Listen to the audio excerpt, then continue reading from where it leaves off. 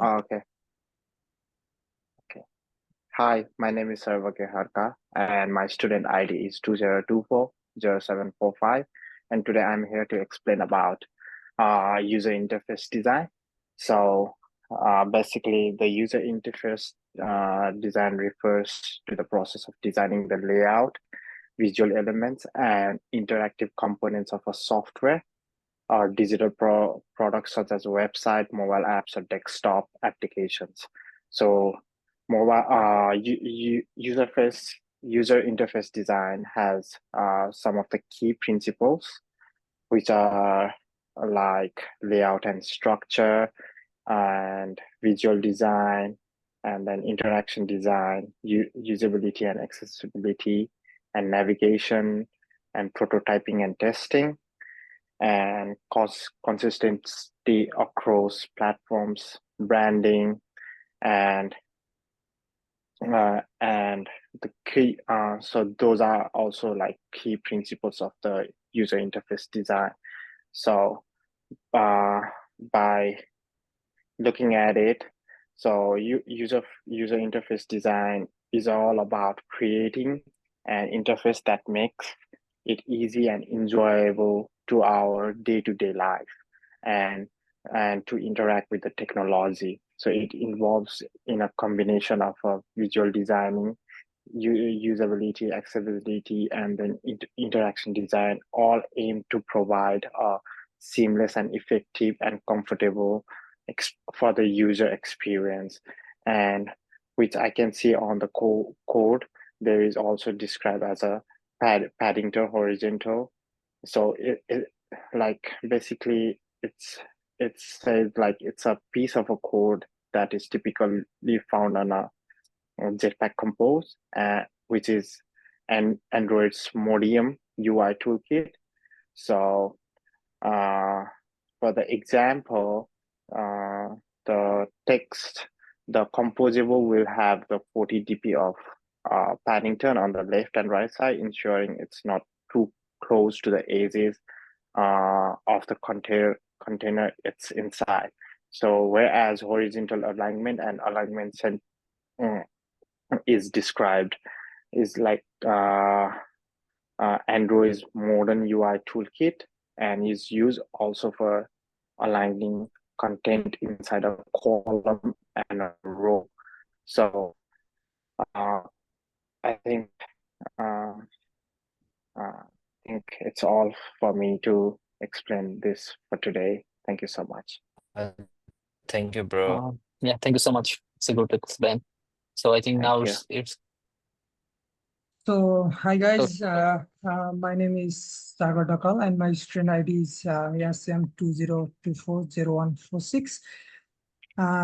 So my responsibility in this project was to work on the string resources and localization to ensure that our app is maintainable and adaptable for the different languages. So let's first understood what are string resources. So in Android development, hard coding strings directly in the code is not good. So we stored them in a strings.xml file where you can see on the left hand side. So we have stored a string on this file, which makes it easy to manage and translate strings for the localization. So so for this part, for this strings.xml file, where I added all the text used in the app, like for example, so for example, here r.string.calculate text is used for the heading text, and the r.taxable amount is used for the input field. So this r.string.taxable amount here is used for the input field. So the string resources function retrieves the values by ID. So for example, if you need to translate calculate tax like into another language, so we just need to update here, like if we need to translate it on the Spanish language, so we can just input on the string.xml file. We don't need to change it on the main activity.kt. So if any other language, if the user's device is Spanish or French or any other language, then we just have to do the input on the string.xml file. We don't have to make any changes on the main activity.kt. So this this whole part remains untouchable. So yeah, guys, this is my part, and so I like another one. Rifat, you can go Yeah, now. okay. Oh, Sakib, I'm sorry. Okay. So it's my turn now. Hello, my name is Sakib. My student ID is SM 20233531. So my part is to explain the interrogation and debugging for the project code. So interrogation refers to the process of combining different parts of components of the mobile app as well as external service, APIs, and delivers into a whole. It ensures that the different elements of the app work successfully together, and the key involved to the interrogation included the backend interrogation. That means the connecting to the mobile app to the server or cloud service to flex and send data. This typically involves integrating successful APIs or graphic LQ APIs where the app communicate with the backend for function like user authentication, data storage, and other operators. And another one is for interrogation to make code run easy. That is third-party service interrogation. Many mobile apps requires interrogation with the third-party services. This might include payment like PayPal or Stripe, and social media login, Facebook or Google, mapping services, push notification, fibers or one signals, analytic tools, Google Analytic Fibers analysis or advertising network. And another one is UI or UX interrogation, the interrogation of design assist UI components, layouts, animation into the function part of the app to ensure that the app is visually appealing to the user friendly. And another part is like debugging in mobile app development.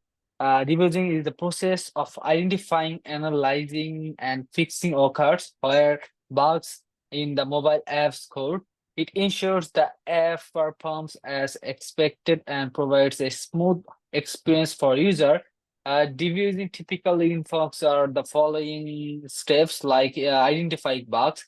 The first steps in debugging to detect errors in the app, which can manifest the crashes, slow performance, or unexpected behavior or incorrectly functionality. Bugs might arise due to logical errors or misconfiguration or fault integration. And using debugging tools, mobile development environment like Android Studio for Android or Xcode, providing debugging tools. These tools allow developers to set breakpoints in the code to pause execution to inspect the app state or specifically point view and the manipulate binaries and the data to track down errors and examine logs and crash reports to the identify to root cause or crashes or perform issues. And overall, both interrogation and debugging are vital to delivering a high quality functional mobile app that performs well and meets user expectation. So that's all for today for my part. Like I'm referring to my next part. Thank you, Saqib, to give me opportunity. Hi, I'm Rifat. My full name is Mohammed Rifat Hossain, and my student ID is SM2024093. So, welcome to our tax calculator walkthrough. So, let's dive into how the calculator tax function works and how it integrated into our Android app. So, here is the tax calculation app. We are using some function. Basically, we are doing our work on Australian tax bracket. And guys, you can see the function. So here, we're gonna use each axis a single parameter like income, and type is double, and the return of the computed tax as another double. Inside the function, we use a Kotlin when expression to evaluate the income against the tax bracket. So let's this allow the function to set the condition sequentially and apply the appropriate tax rate for each range. So I just try to understand the logic. So the logic follow Australia's progressive tax system for income up to 18,200. There is no tax. So the function return will be 0.0 for income between if the income between 18,200 and on and to 45,000 is subtract 18,200 from the income and it will apply 19% tax rates to the remainder.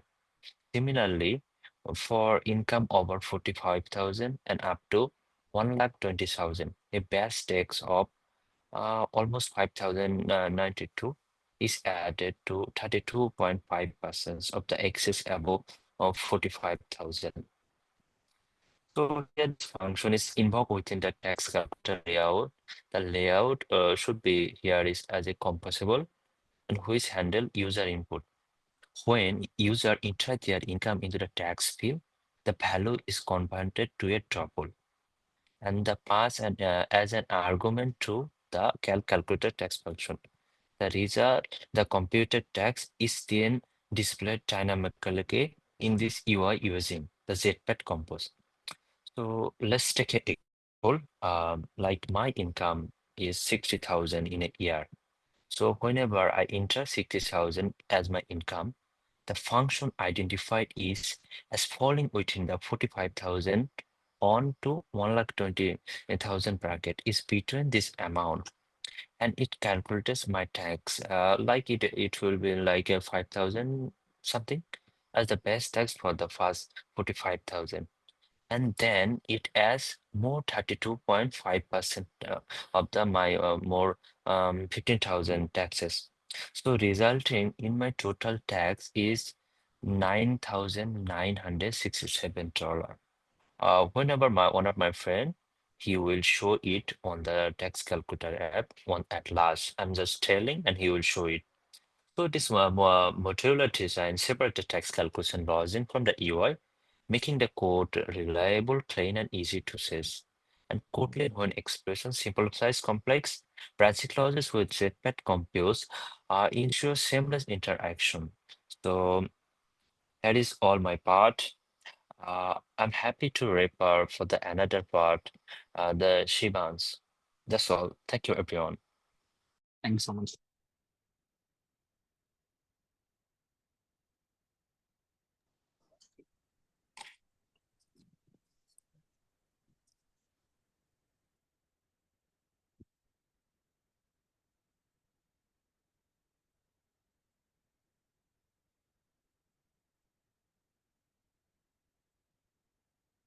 Hello, Shibnas. Can you please start? Yep. So now I'll explain my part. My name is Shivansh Kalra, and my roll number is student ID number is SM2023 2822. Yeah. So now we'll run the app, and I'll explain the running part.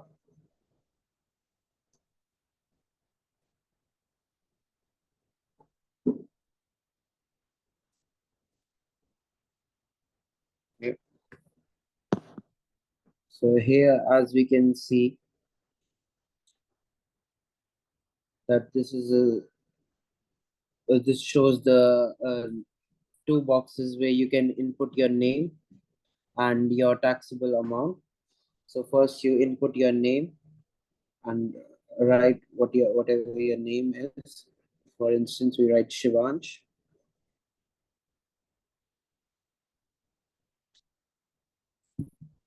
And after that, we write our taxable amount.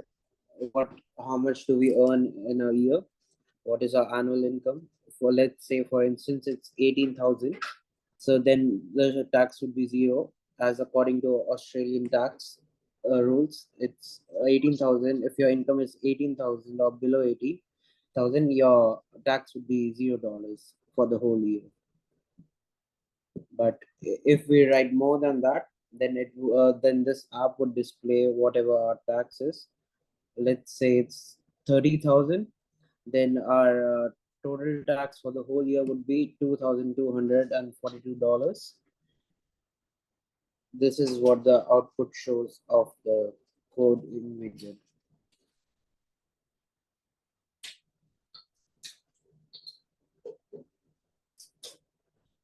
And it also shows the current date and time.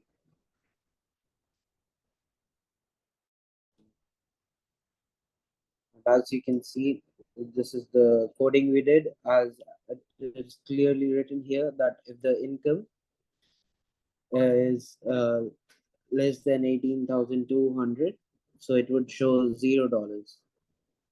And if it is for instance it's 45,000, and so it will calculate as income minus 18,200 times 0.19.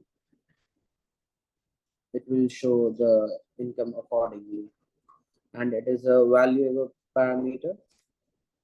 And in the other case scenario, if it is more than $1,20,000, so the tax would be 5,992, and the income would be minus 45,000. Income minus 45,000 times 0.325. Furthermore, as you can see, if it is 118,000, so it would be 29,467 plus the income minus 1,20,000, which would be times 0.37. Or else, in the other case, it would be if it is 51,667 plus the income, and in the brackets we would add income minus 1,800 times 0.45. So this showcases the calculated tax income. If and this is the return it would show when you put your income of the year. And that's all for my part. Thank you. Thank you, Shivans, for your cooperative here. So Yep.